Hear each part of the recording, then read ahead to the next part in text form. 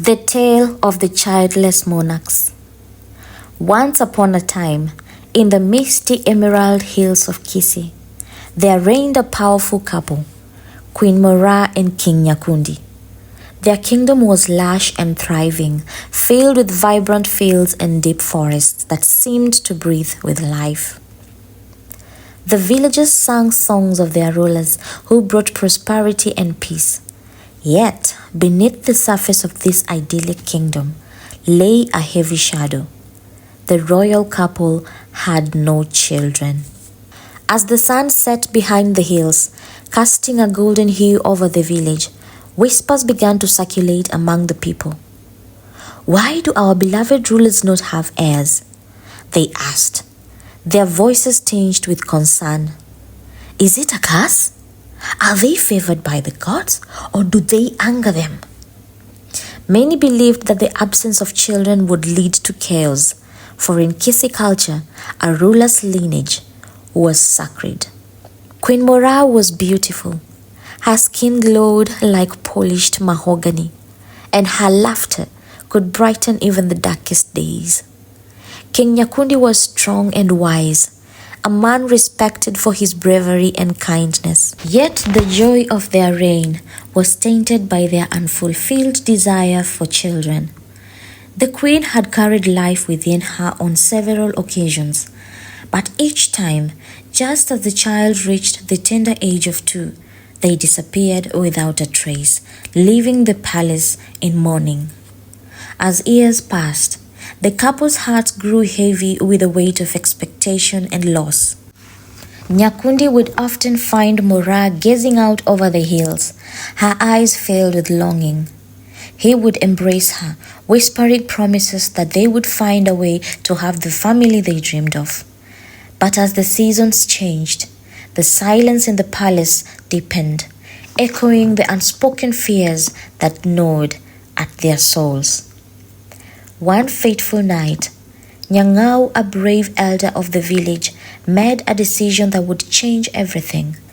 Renowned for his wisdom and loyalty, he had heard the murmurs of the villagers and felt the weight of their unease. He resolved to uncover the truth behind the royal family's plight. As the moon rose high, casting an ethereal glow over the landscape, Nyangau set out toward the palace. The forest was thick with shadows, and every rustle of leaves seemed to carry the weight of secrets. Following the faint sound of a lullaby, he crept closer until he reached the edge of a clearing. There, hidden among the trees, was the queen, her silhouette illuminated by the soft light of a fire. Nyangau's heart quickened as he watched Queen Moraa cradle a small child, a beautiful little boy, barely 2 years old, in her arms. The warmth of maternal love radiated from her, yet Nyangau felt a deep unease settle in his stomach. He couldn't understand why the queen, full of life, would venture out into the woods with her child at such an hour. With quiet determination, he moved closer, hiding behind a great fig tree. As he peered into the grove, he saw King Nyakundi waiting by a stone altar, his expression solemn, eyes cast down. The air was heavy with incense, mingling with the scent of damp earth and burning wood. Nyangau's breath caught in his throat as the couple began to chant in an ancient tongue, their voices rising and falling like the wind through the trees. The words were foreign and filled with an eerie cadence, summoning a presence that chilled him to the bone. The grove transformed into a scene of dark magic. The altar was adorned with offerings of silver coins and woven baskets filled with the finest crops laid out for the unseen deity.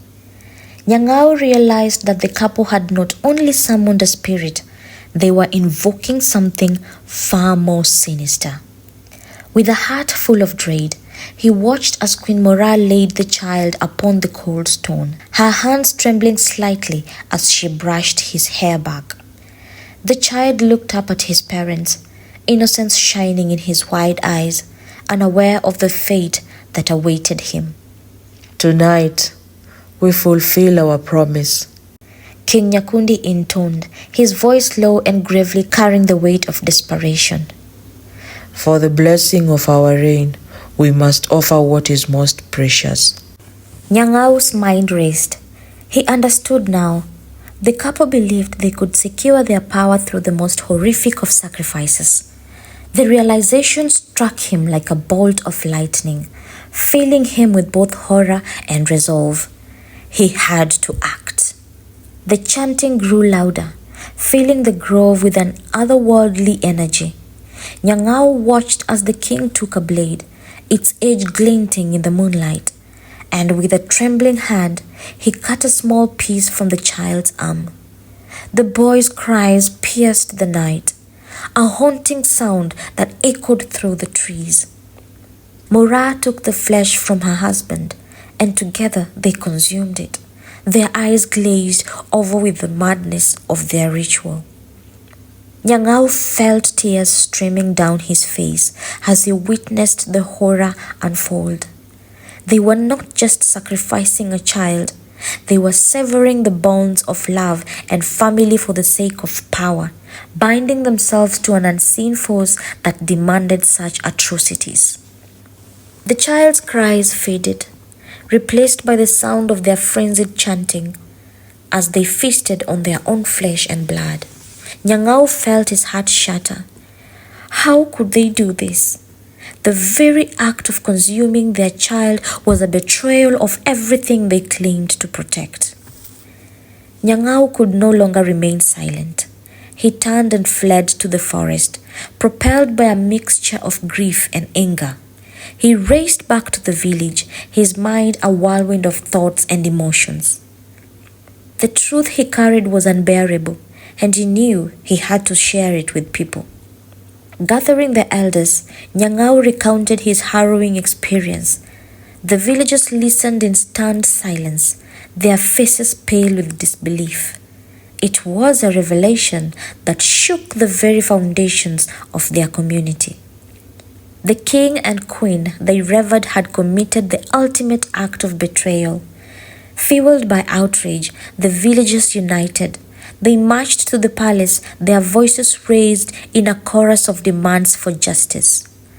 As they approached, the king and the queen stood on the palace steps, their faces a mask of fear and defiance. The love and power they once commanded had turned to dust. "How could you?" Nyang'au cried, stepping forward. "How could you sacrifice your own children for the sake of power? You have brought shame upon this land."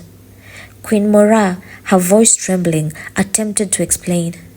"We did it for you, for the kingdom. We believed it was the only way to maintain our reign." But the villagers were not swayed. The truth was too terrible to forgive.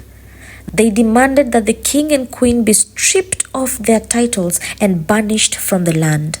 No longer would they allow such darkness to taint their community. With heavy hearts, the villagers carried out their decree. King Nyakundi and Queen Moraa were exiled to the mountains beyond Kisii, where they would live out their days, haunted by the ghosts of their children and the echoes of their own greed. As they walked away, the villagers turned their backs, united in their decision to reclaim their future. In the grove where the ritual had taken place, the villagers gathered to honor the lost children. They built a shrine, a sacred place where they could remember those who had been sacrificed to the couple's dark desires. Each villager brought offerings, flowers, fruits, and tokens of love, gathered in reverence for the innocent lives lost. As the years passed, Kisii thrived. The villagers learned to rely on one another, forging bonds that transcended the horrors of the past. They shared stories, laughter, and love, weaving a tapestry of resilience that would endure through generations. The tale of Queen Moraa and King Nyakundi became a cautionary legend, a reminder of the consequences of greed and the power of community. And in the hearts of the people, the lost children were never forgotten. Their spirits lingered in the winds that swept through the hills, reminding the villagers that the true strength comes not from power, but from compassion and love.